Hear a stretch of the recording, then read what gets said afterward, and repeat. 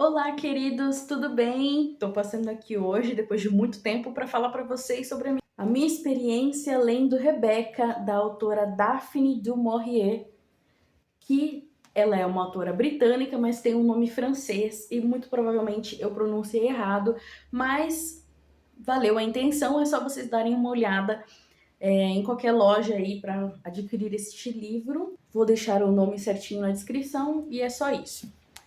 Antes de começar falando um pouco sobre como foi a minha experiência lendo este livro, eu vou começar falando um pouco sobre terapia cognitivo-comportamental. Nossa, mas por que eu vou falar sobre isso? Porque eu sou psicóloga e essa é a minha área de atuação.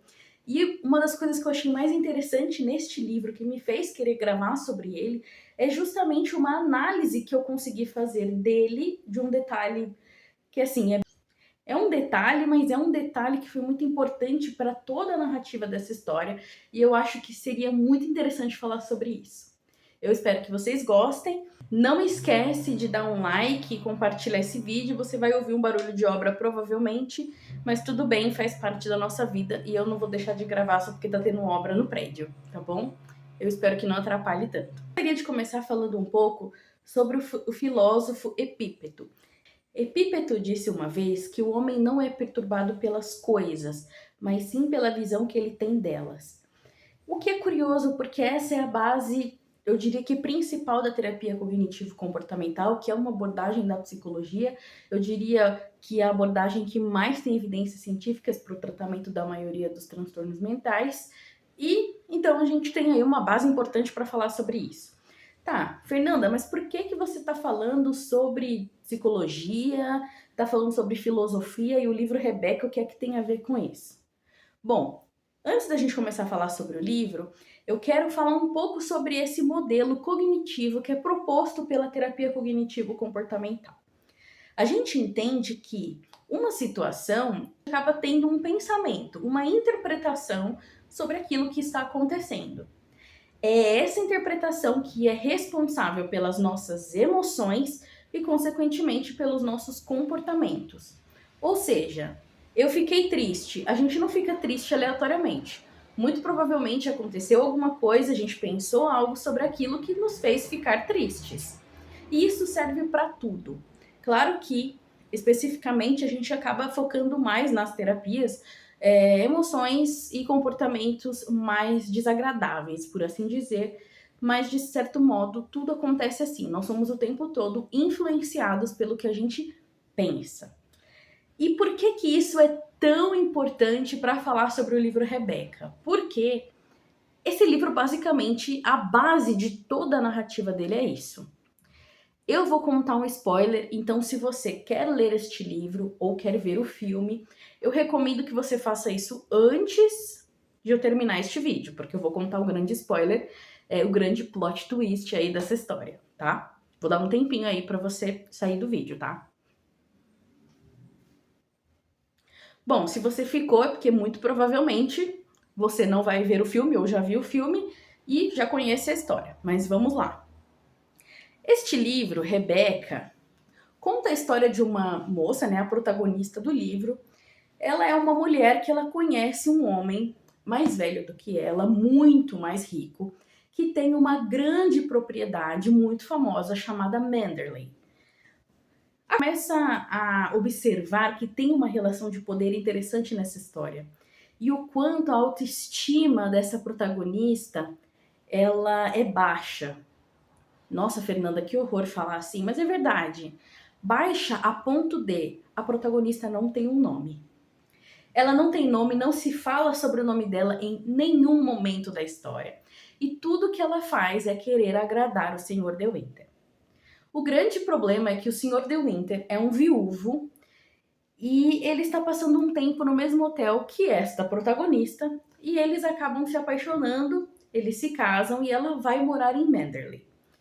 Desde o início, ela tem já ali algumas crenças sobre, eu diria que crenças de desvalor, que na terapia a gente entende que são aquelas ideias muito enraizadas, de forma leiga, assim dizendo, sobre como ela se vê. Porque ela se coloca num lugar tão abaixo, que chega a ser assim angustiante de ler. Então, ao longo do livro, você vai observando essas interações da parte da protagonista.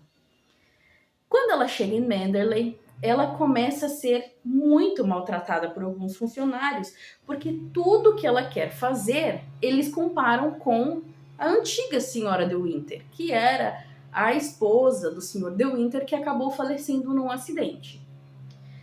E aí, a grande questão é, ela é a dona da casa agora, ela é a senhora de Winter. Tem até uma passagem do livro, e tem isso no filme também, curiosidade, tem 2 filmes esse livro, e um deles foi dirigido pelo Alfred Hitchcock. O Alfred Hitchcock foi quem dirigiu também o filme Psicose, um clássico. Então, assim, vale super a pena ver, e tem um filme mais recente. E ambos os filmes têm uma passagem muito interessante, que é quando a protagonista, ela quebra uma decoração que tem no escritório dela, e ela fica com tanto medo da reação da governanta e dos outros funcionários que ela esconde o objeto, com medo de ser repreendida. Gente, ela é a dona da casa, ela tem medo da reação dos funcionários dela. Pois é neste nível. Então, o tempo todo, ela fica neste jogo de achar que ela precisa agradar o Sr. De Winter e que, na verdade, ela pensa que ele não a ama. Para ela é muito certo, a ponto de que a gente que está lendo o livro, a gente começa a acreditar nessa narrativa também, que ele não ama ela, que ele ainda é apaixonado pela Rebecca. A Rebecca, o nome, né, do livro, é a Senhora de Winter anterior. E o quanto todo mundo admira, todo mundo ama a Rebecca. E quem é estazinha que chegou aqui agora, né? Então, é basicamente essa ideia que ela traz. E aí, a história vai fluindo dessa forma. O que isso tem a ver com o que eu falei no início sobre o modelo cognitivo? Muito simples. O fato dela interpretar tudo o que acontece, tudo que o Sr. De Winter faz, como ele não me ama, ele ainda é apaixonado pela Rebecca, ele prefere a Rebecca, faz com que ela tenha emoções desagradáveis e tenha comportamentos desadaptativos, disfuncionais, por assim dizer. O grande plot twist deste livro, estão preparados? É que o Sr. De Winter não amava a Rebecca. Inclusive, foi ele quem a matou. Ela não sofreu um acidente.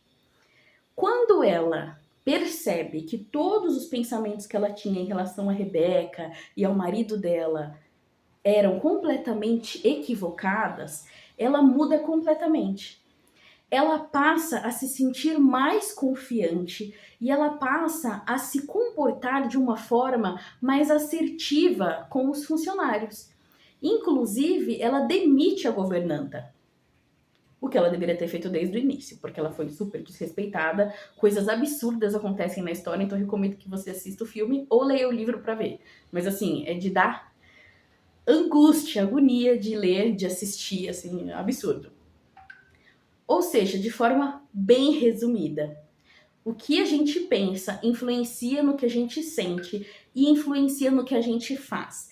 A partir do momento que a gente percebe que, pasme, nem tudo que a gente pensa é verdade e que às vezes a gente tem que analisar os nossos próprios pensamentos para ver se eles fazem sentido. E quando a gente analisa, traz evidências e vê que, opa, pode ser que o que eu esteja pensando está errado, a gente automaticamente muda a nossa emoção e dá uma chance de ter um comportamento completamente diferente. É isso que acontece com a protagonista do livro, Rebecca, que não é a Rebecca. Ou melhor, acaba sendo, porque a própria protagonista coloca a Rebecca neste lugar por pura interpretação errada da parte dela mesmo. E é isso, assim. Eu espero que tenha feito sentido para você. Eu gostei de ter feito essa analogia de usar psicologia, terapia cognitivo-comportamental e uma literatura clássica. Esse livro é um clássico da literatura gótica, então assim, vale super a pena. Eu acho que vocês vão adorar essa história. E é isso. Um beijo e até a próxima!